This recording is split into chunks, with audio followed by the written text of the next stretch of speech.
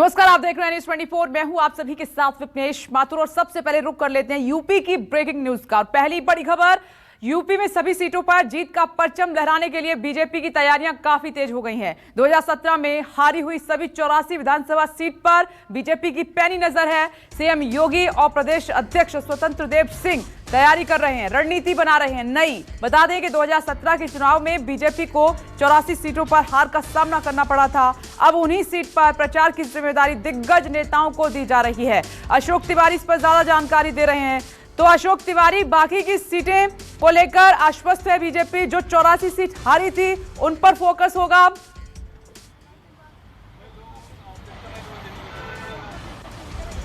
देखिए, सबसे अहम बात यह है कि पिछले विधानसभा चुनाव में तकरीबन 84 सीटें, जैसा कि आपने जिक्र किया, ऐसी थी जहां पर बीजेपी को हार का सामना करना पड़ा था। उसमें 8 सीटें वो भी जोड़ी जा रही हैं जो कि ओम प्रकाश राजभर को गठबंधन के तहत दी गई थी। अब चूंकि ओम प्रकाश राजभर बीजेपी के गठबंधन का हिस्सा नहीं है, लिहाजा उन 8 सीटों को भी इसमें शामिल किया गया है। तो पार्टी की तरफ से पहली लाइन की जो कोशिश की जा रही है वो ये की जा रही है कि जिन सीटों पर पिछली बार वो अच्छा प्रदर्शन नहीं कर पाया, जो सीटें बीजेपी के खाते में नहीं आई, उन सीटों पर ज्यादा होमवर्क करने की जरूरत है। और यही वजह है कि उन तमाम सारी 84 विधानसभा सीटों पर मुख्यमंत्री योगी आदित्यनाथ के दौरे प्रस्तावित किए गए हैं। यूपी बीजेपी के अध्यक्ष स्वतंत्र देव सिंह, उनके दौरे प्रस्तावित किए गए हैं। और इसके अलावा पार्टी के जो दिग्गज नेता हैं, चाहे वो राज्यसभा सांसद हो या जिनको अलग अलग निगम या बोर्ड में अध्यक्ष या उपाध्यक्ष बनाया गया है, उनको उन सीटों का प्रभारी बनाया जा रहा है। तो बीजेपी की तरफ से कोशिशें की जा रही है कि जो सीटें उनको पिछली बार जीत जिसमें मिली थी, उसके साथ साथ अगर वो 84 सीटें जहां पर वो हारे थे, जो उनके हिस्से में नहीं आई थी, अगर वो भी उनके साथ अच्छे होमवर्क के साथ शामिल हो जाती हैं, तो आने वाले विधानसभा चुनाव में उनका प्रदर्शन और ज्यादा बेहतर हो जाएगा। तो जिन सीटों पर हारे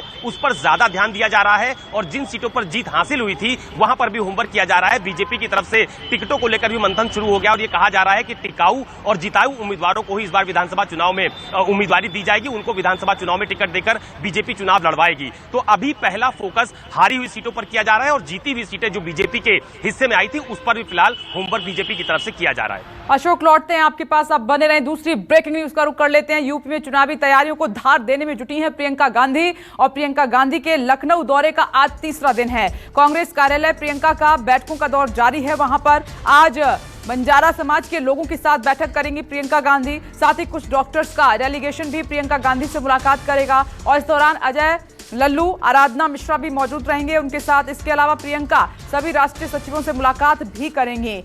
तो अशोक, प्रियंका गांधी काफी कोशिश कर रही हैं वहां पर पार्टी को, संगठन को मजबूत करने के लिए, लेकिन अभी कहीं पर कोई कमी है जो नेता पार्टी छोड़ रहे हैं?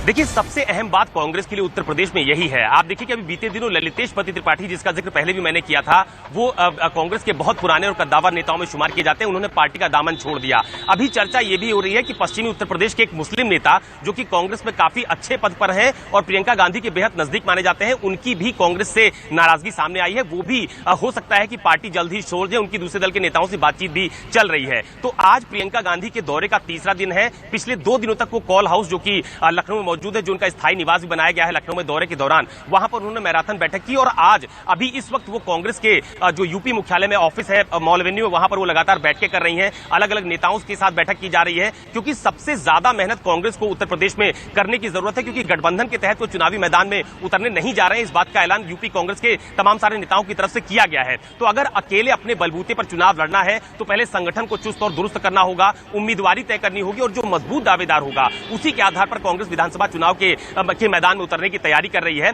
और इसी के मद्देनजर प्रियंका गांधी लगातार मैराथन बैठक कर रही हैं। कल भी संगठन के लोगों के साथ उन्होंने बैठक की थी, आज भी लखनऊ में बैठक चल रही है। अलग अलग वर्ग और समाज के लोगों के साथ जोड़ने की कोशिश प्रियंका गांधी की तरफ से की जा रही है। और उनकी तरफ से जो पहले संकेत दिए जा रहे थे कि तकरीबन 50 सीटें ऐसी हैं जहां पर उनके पास उम्मीदवार लगभग तय हो चुके हैं, लेकिन बाकी सीटें जहां पर कांग्रेस ज्यादा अच्छा बेहतर प्रदर्शन कर सकती है, वहां पर भी दावेदारों की नाम तय किए जाए, उम्मीदवारी जल्द घोषित की जाए। इसी के मद्देनजर फिलहाल प्रियंका गांधी आज कांग्रेस मुख्यालय में बैठक कर रही है। आते हैं आपके पास, एक और ब्रेकिंग न्यूज का रुख कर लेते हैं। फिर से बगावती मूड में शिवपाल यादव दिखाई दे रहे हैं। बड़ी खबर, अखिलेश यादव से गठबंधन को लेकर शिवपाल यादव ने कहा है कि अगर समाजवादी पार्टी से समझौता नहीं तो पूरे प्रदेश में लड़ेंगे चुनाव। शिवपाल ने यह भी कहा कि इंतजार का समय खत्म हो रहा है, और अगर 11 अक्टूबर तक अखिलेश यादव का कोई जवाब नहीं मिला तो 12 अक्टूबर से वो रथ यात्रा निकालेंगे।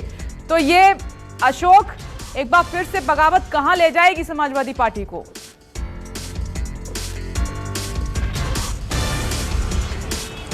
देखिए, आपको याद होगा कि पिछले विधानसभा चुनाव में जब शिवपाल यादव पार्टी से अलग हुए थे, उन्होंने अपनी प्रसपा नाम की पार्टी का गठन किया था, तो उन्होंने पिछला चुनाव भी लड़ा था और उसके बाद समाजवादी पार्टी बहुत सीमित आंकड़ों तक सिमट गई थी और उसके बाद ये माना जा रहा था कि शायद शिवपाल यादव की बगावत है जिसकी वजह से समाजवादी पार्टी बेहतर प्रदर्शन विधानसभा के चुनाव में नहीं कर पाई है। लगातार जहां जहां पर वो दौरे कर रहे हैं, उनकी तरफ से ये बात कही जाती है कि वो समाजवादी पार्टी के साथ गठबंधन को तैयार है, वो अखिलेश यादव के जवाब का इंतजार कर रहे हैं। आपको याद होगा कि हमारे न्यूज 24 का जो मंथन राजधानी लखनऊ में हुआ था, उसमें भी शिवपाल यादव ने कहा था कि हम अखिलेश यादव का इंतजार करेंगे। खुद अखिलेश यादव ने हमारे मंथन में कहा था कि वो शिवपाल यादव के लिए कुछ सीटें छोड़ेंगे, उनका भी एक दल है, उनके लिए कुछ सीटें छोड़ने पर विचार किया जा रहा है। लेकिन ये बात बहुत ज्यादा आगे नहीं बढ़ पा रही है और यही वजह है कि शिवपाल यादव ने एक बार फिर कहा है कि 11 अक्टूबर की तारीख नियत की है, तब तक वो अखिलेश यादव के समाजवादी पार्टी के जवाब का इंतजार करेंगे और अगर तब तक कोई बातचीत नहीं बनती है तो वो 12 अक्टूबर से मथुरा से अपने चुनावी कैंपेन की शुरुआत करेंगे। तो इतना जरूर है कि अगर इस बार भी चाचा और भतीजा यानी अखिलेश यादव और शिवपाल यादव अलग अलग राहें लेकर चुनावी मैदान में उतरते हैं तो शायद दोनों का ही बहुत ज्यादा नुकसान देखने को मिलेगा। ओके, अशोक तिवारी, आपका शुक्रिया तीनों खबरों पर जानकारी हमें देने के लिए।